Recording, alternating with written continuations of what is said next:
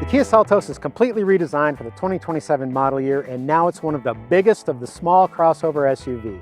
It looks a lot different than it did last year.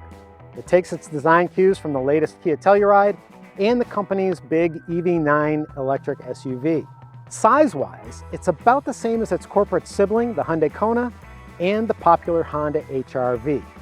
Personally, I think the new Seltos is more appealing than either of its direct rivals. My name is Chris Wardlaw. Join me as I take a closer look at the all-new 2027 Kia Seltos in this review powered by Capital One Auto Navigator. Before we dig into the details, let me give you the lay of the land. The new Seltos comes in LX, S, and EX trim levels with two X-Line models that feature a more rugged look and standard all-wheel drive. The X-Line S, and what I'm driving, the X-Line SX. Prices range from about $26,500 to $34,500, including the destination charge, and versions equipped with front-wheel drive will offer all-wheel drive as an expensive option for $1,700. Most Seltos trims have a 2-liter 4-cylinder engine and continuously variable transmission, or CVT. I briefly drove one of those, the EX trim, equipped like that, and I think that powertrain is probably one of the least appealing things about this redesigned SUV. After all, 147 horsepower and 132 pound-feet of torque simply isn't very much motive force, even in a small SUV. The alternative is to get a Seltos with the turbocharged 1.6-liter 4-cylinder and 8-speed automatic transmission. With 190 horsepower and 195 pound-feet of torque, it is lively and responsive. But to get that engine, you must buy the most expensive X-Line SX version of the Seltos. And that's what I've been driving, painted in this new color called Terrain Brown. Compared to other Seltos trim levels, the X-Line SX has standard all-wheel drive, big 19-inch wheels, a slight increase in ground clearance to 8.1 inches, and barely perceptible improvements in approach and departure angles. In other words, don't try to keep up with Subarus on trails. Now, all but the base version of the Kia Seltos have these really cool power-deploying door handles. You just grab it like that and open the door. That is a hint as to the technologically advanced cabin that awaits you inside. When it comes to the all-new Kia Seltos, my test vehicle has got an interior that's about as good as it gets. It's equipped with the optional Prestige package, which installs a number of exclusive upgrades that are only available with the X-Line SX trim level. It's a remarkably nice interior for a small crossover SUV, as it should be for a price that's around $37,000 as equipped. For example, one of my favorite things to demonstrate quality in the Kia Seltos is the transmission shifter.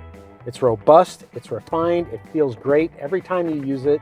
It's a touch point you're going to experience every single time you drive the SUV, and it imparts quality every single day.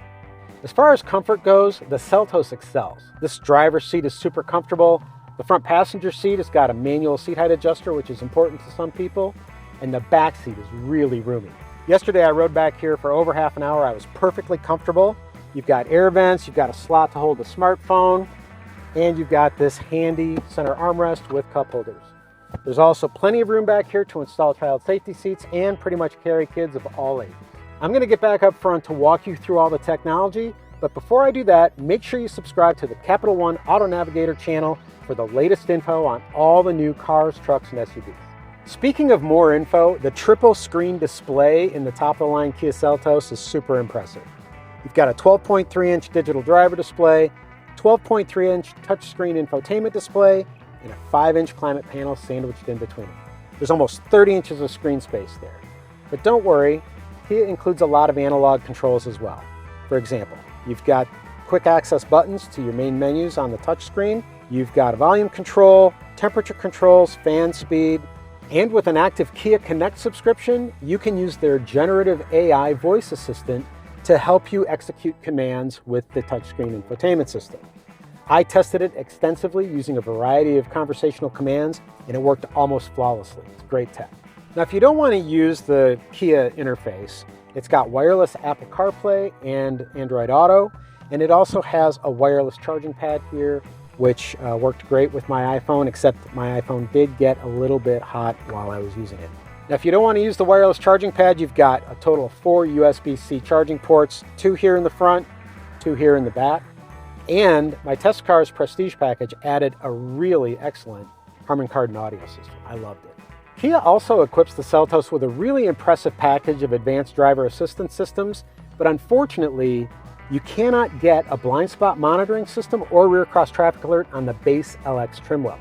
Those are really important features, so I recommend upgrading to the Seltos S at a bare minimum. Let's get on the road and see how the Seltos drives.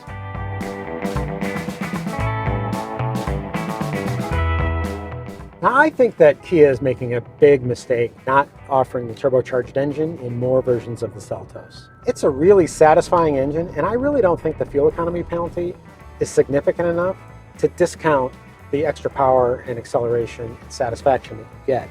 Besides, if a small engine is always working overtime and working hard, that fuel economy benefit evaporates quickly. So the base engine with front-wheel drive is rated to get 30 miles per gallon in combined driving, or 28 miles per gallon if you get the all-wheel drive model. Here, the turbocharged engine, which only comes with all-wheel drive, is rated for 26 miles per gallon in combined driving. Now, during my testing, I have been averaging 27.4. Now, a lot of that's been highway miles, so if you drive more in the city, you're going to have a lower number, but still, that's perfectly acceptable for a vehicle like this.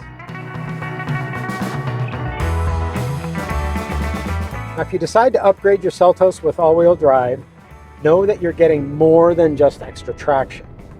With all-wheel drive, you get an independent rear suspension that replaces the torsion beam suspension that's on the front-wheel drive models. Now, what does that mean in layman terms? Basically, it means you're going to get improved ride and handling with all-wheel drive. Now, my X-Line SX model comes standard with all-wheel drive, so it does have the independent rear, and I have to say I am pretty impressed with the ride and handling of this vehicle. With 19-inch wheels and tires, of course, grip is pretty good, especially given the size of the vehicle and the small footprint.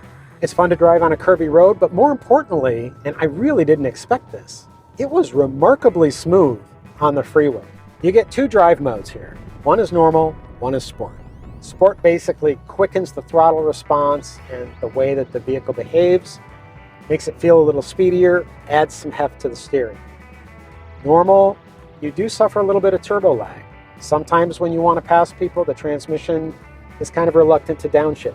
But, the issue is that if you run it in sport all the time, you're going to consume more fuel. So you have to decide what you're willing to accept and choose accordingly. No matter which driving mode you choose, though, I think this is a really entertaining and zippy little urban runabout. I had a lot of fun driving it, whether I was on a twisty road or on the freeway, or just slicing and dicing through city traffic. If you want to know more about the 2027 Kia Seltos, be sure to check it out on Capital One Auto Navigator.